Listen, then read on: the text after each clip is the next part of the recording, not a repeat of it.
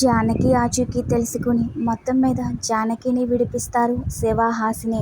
పలికే బంగారమైన serial July 9వ ఎపిసోడ్లో ఏం జరిగిందంటే, జానకి ఉండే ప్లేస్లోనే దాసు, శివ, హాసిని ముగ్గురు కూడా మాట్లాడుకుంటూ ఉంటారు. అప్పుడే ఒకతను కడుపు నొప్పి అని వస్తే, నీకు వేరే పని లేదా, డాక్టర్ అమ్మ హాస్పిటల్ తీయదు, మూసేసిందిగా, వేరే చోట చూపించుకో అని శివ సీరియస్ అవుతాడు. ఒక్కసారి హాస్పిటల్ ఓపెన్ చేద్దామని హాసిని చెప్తున్నా సరే శివ వినిపించుకోడు. ఇక హాసిని తన బ్యాగ్లో ట్యాబ్లెట్ ఉందేమో చూస్తానని చెప్పి ట్యాబ్లెట్ అతనికిచ్చి అక్కడి నుంచి పంపించేస్తుంది. జానకిని షూట్ చేయడానికి మరోవైపు సందీప్, సహదేవ్ అక్కడికి వస్తారు. జానకి ఏమో అక్కడ ఉండదు. అదేంటి, బయట తాళం తీయలేదు, బయట అంటించిన పేపరు చించలేదు, జానకి ఎలా మిస్ అయింది అని అనుకుంటూ ఉంటారు. కట్ చేస్తే జానకిని శివ గంగాధర్ దగ్గరికి తీసుకెళ్తాడు. జానకిని కొడతాడు. నీకు మెడలో తాళి కట్టుకోమని ఎవరు చెప్పారు? నీకు ఆ మాత్రం పెళ్లి చేయలేనా? మంచి మొగుని తీసుకురాలేనా? ఎందుకు ఇటువంటి పని చేశావు అని శివ తిడుతూ ఉంటాడు. మీకోసమే కదా ఇదంతా చేసింది, ఎందుకు అలా తిడుతున్నావు? తిట్టొద్దని గంగాధర్ అంటాడు. నేను తనకి పెళ్లి చేయలేనా అంటాడు శివ. నన్ను హాస్పిటల్ నుంచి రక్షించారు, మీరు కనుక నన్ను చూడకుంటే ఆ డీసీపీ నన్ను చంపేసేవాడని జానకి అంటుంది. ఆ దేవుడి దయ వల్ల నీకేమీ కాలేదుగా అంటాడు శివ. జరిగిందేదో జరిగిపోయింది. నిన్ను చంపి ఆ కేసు శివ మీద వేసి శివని జైలుకు పంపించాలని సందీప్ ప్లాన్ చేశాడని గంగాధర్ జానకికి చెప్తాడు. ఆ సందీప్ని అస్సలు వదలొద్దు అంటాడు శివ. ఆ దుర్మార్గుడు నన్ను చాలా హింస పెట్టాడని జానకి కూడా గంగాధర్తో చెప్తుంది.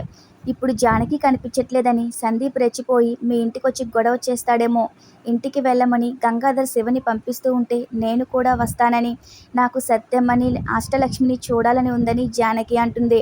నువ్వు వెళ్ళొద్దు, నువ్వు వెళ్ళేవన్న విషయం తెలిస్తే ఖచ్చితంగా సందీప్ అక్కడికి వస్తాడు, నువ్వు కొన్ని రోజులు ఇక్కడే ఉండు, కొన్ని రోజులు ఓపిక పట్టని గంగాధర్ అంటాడు. ఇక శివని పంపించేస్తాడు.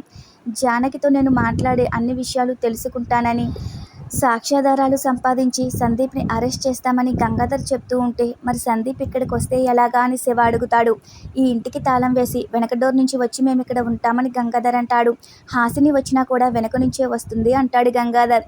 జానకి దొరికిందన్న విషయం మీ ఇంట్లో వాళ్ళకి ఎవరికీ తెలియకూడదని, ముఖ్యంగా సత్యమ్మ, అష్టలక్ష్మి దాసులకు తెలియనివ్వద్దని శివకి చెప్పి అక్కడి నుంచి పంపించేస్తాడు. శివ జానకితో నీకు మహారాజు లాంటి సంబంధం చూసి పెళ్లి చేస్తాను, పిచ్చి ఆలోచనలు పెట్టుకోవద్దని చెప్తూ ఉంటే, జానకి తన మనసులో నాకు నువ్వు దక్కనప్పుడు నేను ఎవరిని పెళ్లి చేసుకోలేను అని అనుకుంటూ ఉంటుంది. ఇక శివ వెళ్ళిపోతాడు. శివ వెళ్ళిపోయాక జానకిని అక్కడ కూర్చోమని అసలు ఏం జరిగిందో నీకు కిడ్నాప్ అయిన దగ్గర నుంచి నువ్వు శివ, హాసినికి దొరికిన వరకు మొత్తం వివరంగా చెప్పమని గంగాధర్ అంటే జరిగిందంతా వివరిస్తూ చెప్తుంది. సందీప్ చేసిన కుట్రలన్నీ వివరిస్తుంది.